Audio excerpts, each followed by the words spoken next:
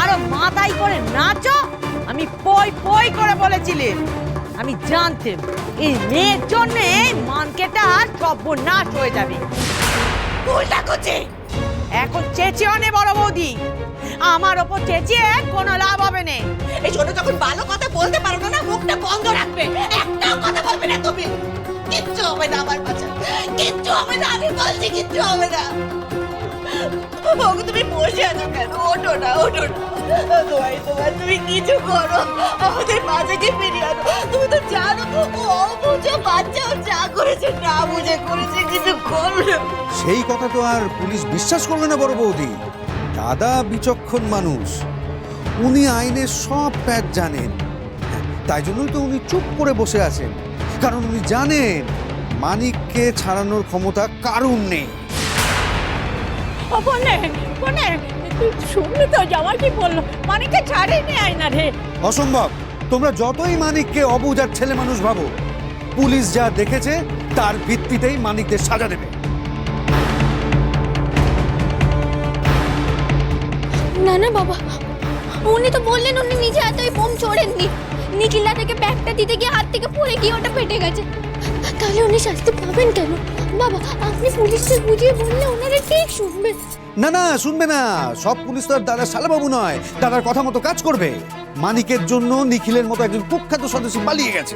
মাফ করবেন দাদা, আপনি খুব ভালো করে জানেন এই অপরাধ থেকে মানিককে ছাড়িয়ে আনা আপনার পক্ষেও সম্ভব নয়।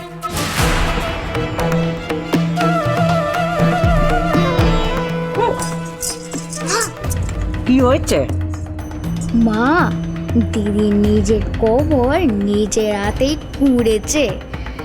বাবা খানিকটা ঘি ঢেলে দিয়েছে আগুনে, বাকিটা আপনি ডালুন কি। এই এখান থেকে যাও তো, যাও।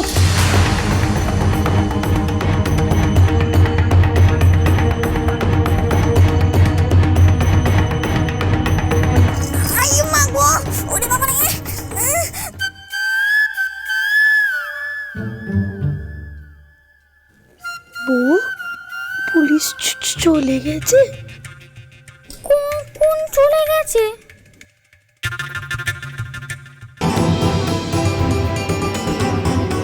আজ আমাদের জন্য এত বড় বিপদ হলো। ভাইয়ের এত বড় ক্ষতি হলো, আমাদের জন্য আমরাই দায়ী। না না, বাবা থাকতে ওনার কিচ্ছু হতে পারে না। বাবা, ও বাবা, বাবা আপনি কিছু একটা করুন না, আপনার ছেলের কোনো ক্ষতি হতে দেবেন না।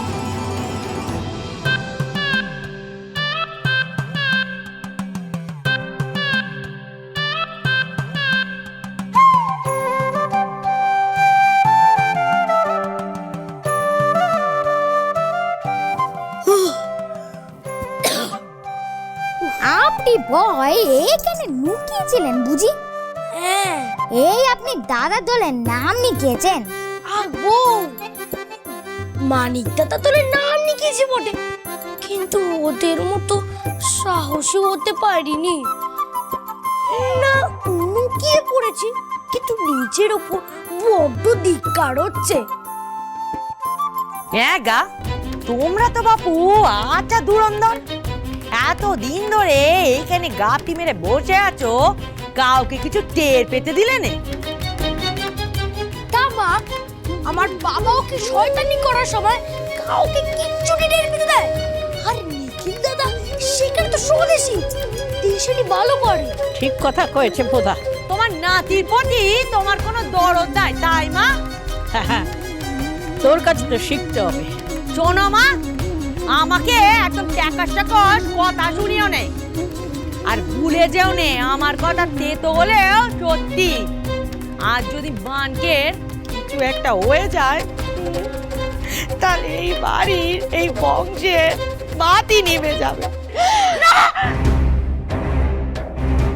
যে করেই হোক পুলিশের হেফাজত থেকে আমাকে পৃথ্বীরাজকে বের করতেই হবে। কিন্তু আমি কি করব?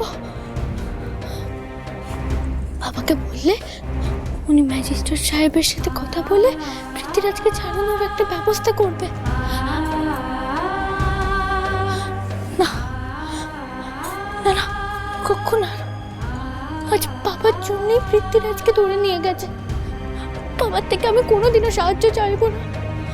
বাবাকে আমি এত করে বললাম নিখিল দাদার এই বাড়িতে থাকার কথাটা যেন কাউকে না বলে। বাবা বাবা আমার কথাও রাখলো না। শেষকালে বাবা বাড়িতে পুলিশ পাঠালো।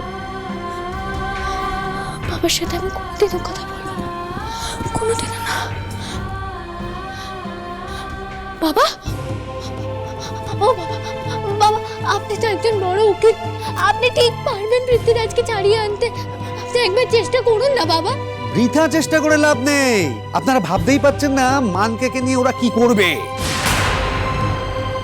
আমি তো আর বেঁচে ফেরার আশা দেখতে পাচ্ছি না।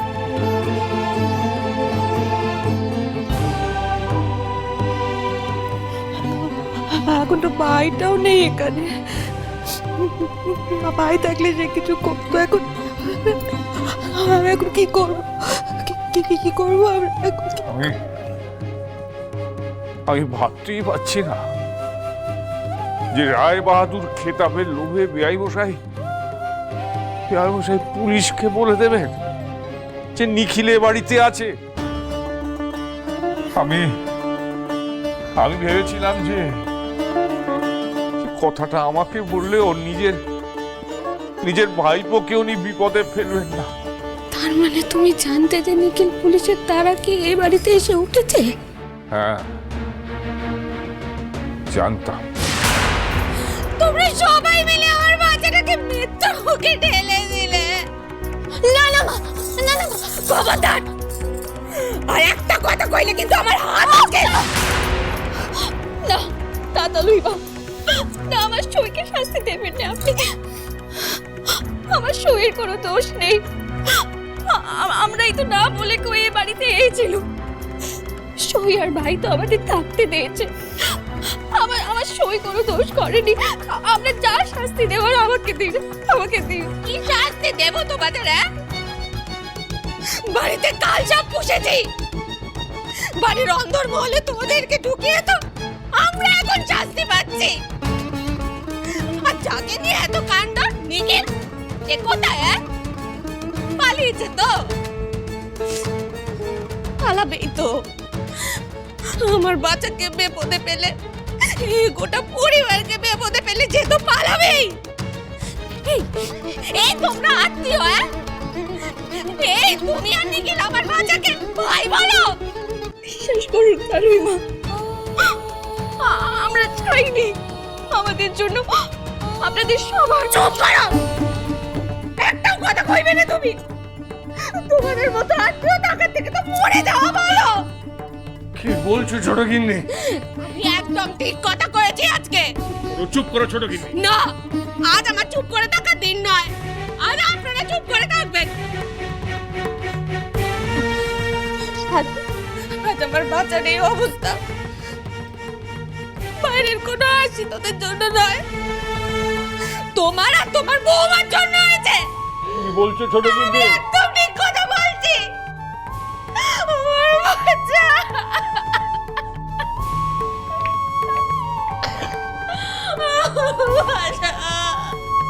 গুরুদেব বলেছিলেন বাচ্চা আর বৌমা নাকি রাজ্যটো। বৌমা, তুই নাকি আমার বাচ্চার রক্ষা কবচ হবি। তুই নাকি তাকে সব বিপদের হাত থেকে রক্ষা করবি। ও বৌমা, তো তোর জন্য আমার বাচ্চার এত বড় সর্বনাশ হলো রে। বাচ্চাকে পুলিশ ধরে নিয়ে গেছে। ওরা যে আমার বাচ্চার সাথে কি করছে কে জানে। ঠাকুর